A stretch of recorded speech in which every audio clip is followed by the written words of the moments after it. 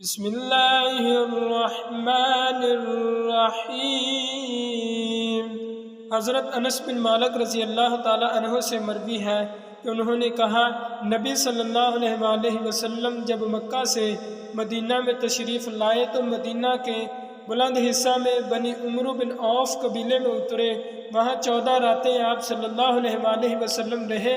پھر آپ صلی اللہ علیہ وآلہ وسلم نے بنی نجار کے لوگوں کو بلایا، وہ تلواریں لٹکائے حاضر ہوئے۔ حضرت انس رضی اللہ تعالی عنہ نے کہا، گویا نبی صلی اللہ علیہ وآلہ وسلم کو میں دیکھ رہا ہوں۔ آپ صلی اللہ تعالی علیہ وآلہ وسلم اپنی اونٹنی پر سوار ہیں۔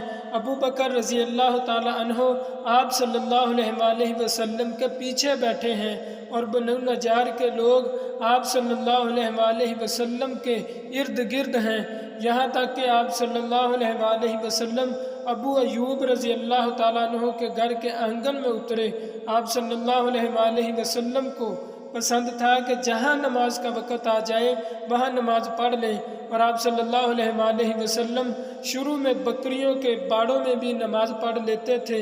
پھر آپ صلی اللہ علیہ وآلہ وسلم نے مسجد بنانے کا حکم دیا تو بنو نجار کے لوگوں کو بلایا اور ان سے فرمایا، بنو نجار تم اپنے اس باغ کی قیمت مجھ سے چکا لو۔ انہوں نے کہا، نہیں، اللہ کی قسم ہم اس کا مول اللہ تعالیٰ ہی سے لیں گے۔ حضرت انس رضی اللہ تعالیٰ عنہ نے کہا، میں تم لوگوں کو بتلاؤں اس باغ میں کیا تھا؟ مشرکوں کی قبریں اور کھنڈر کچھ کھجور کے درخت۔ آپ صلی اللہ علیہ وآلہ وسلم نے حکم دیا تو مشرکوں کی قبریں کھود ڈالی گئیں، ان کی ہڈیاں پھینک دی گئیں، پھر کھنڈر سب برابر کیے گئے اور کھجور کے درخت کاٹ کر ان کی لکڑیاں قبلے کی طرف بچھا دی گئیں اور پتھروں کے ذریعے انہیں مضبوط بنا دیا گیا۔ صحابہ رضی اللہ تعالی عنہ شعر پڑھ پڑھ کر پتھر منتقل کر رہے تھے، اور نبی صلی اللہ علیہ وآلہ وسلم بھی شعر پڑھتے جاتے تھے۔